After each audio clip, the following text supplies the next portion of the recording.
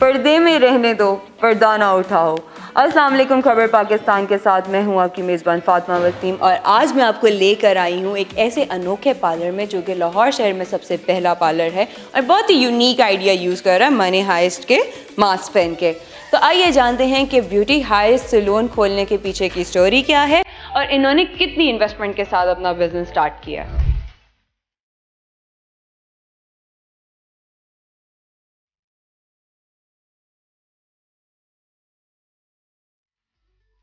अस्सलाम वालेकुम।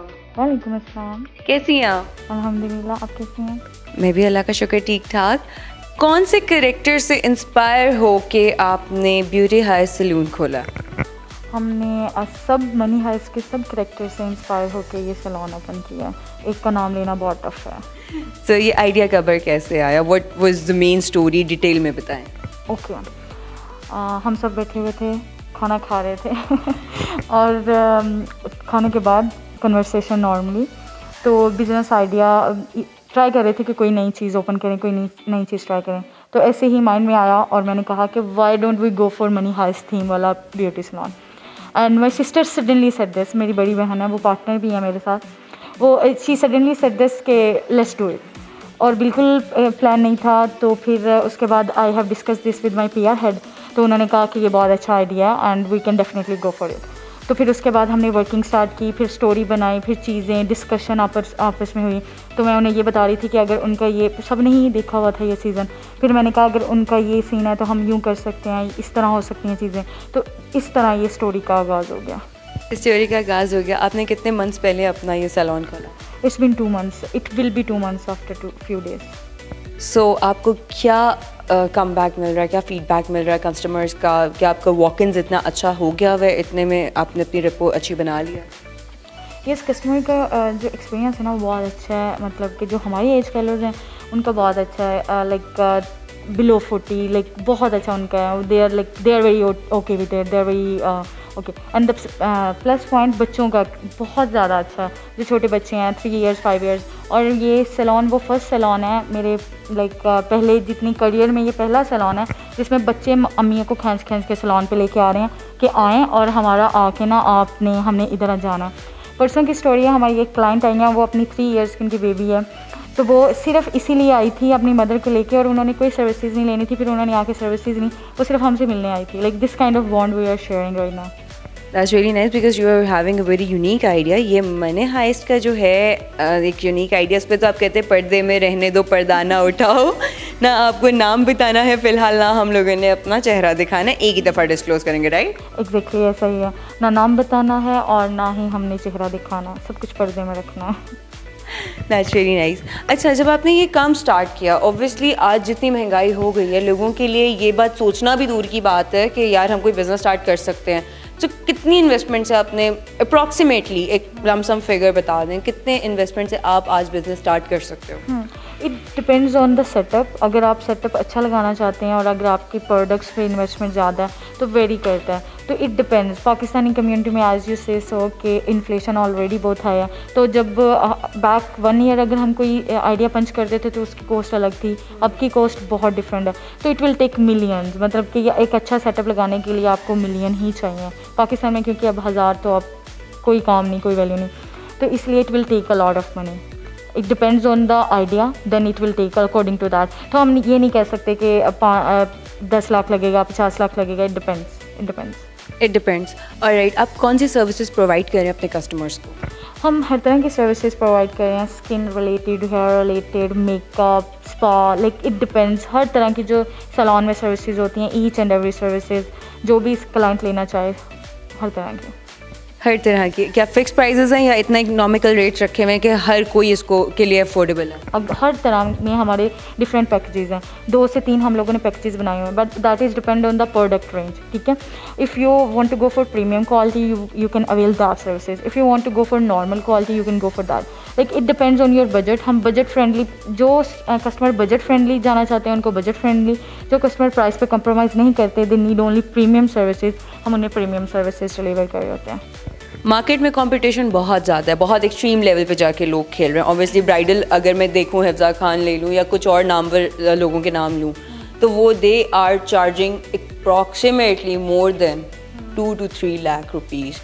आपको क्या लगता है कि इज़ इट फिजिबल, चूँकि हर एक के लिए चीज़ें अफोर्डेबल नहीं होती मार्केट में रहते हुए? What's your idea about this?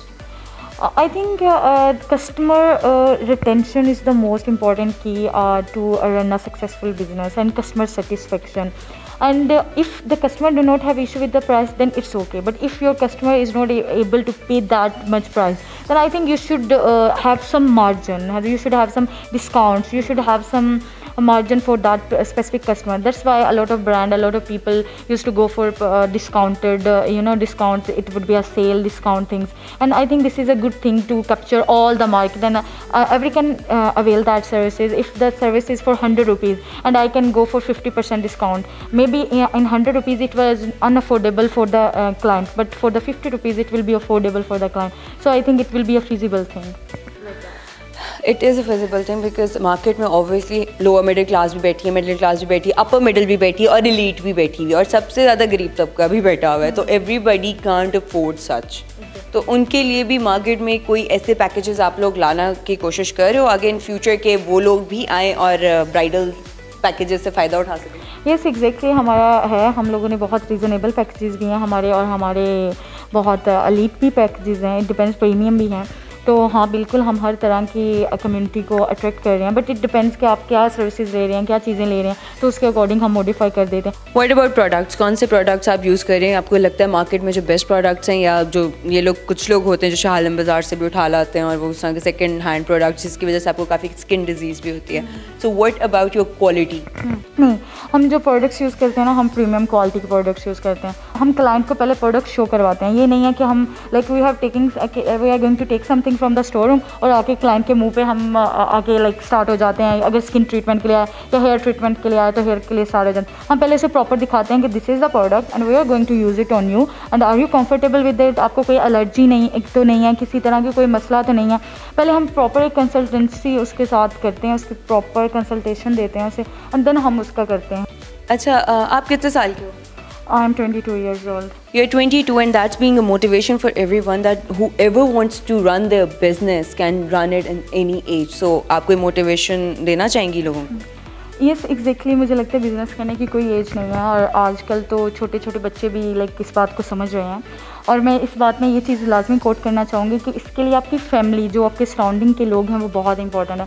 मेरे केस में मेरी family, I always give this credit to my family, specially अम्मा, अब्बा, my sisters, they always have my back. जब मैंने बिज़नेस आइडिया पंच किया था तो उनको मैंने कहा कि मुझे बिज़नेस करना है and I need something, I need support, तो मुझे वो सपोर्ट मिली।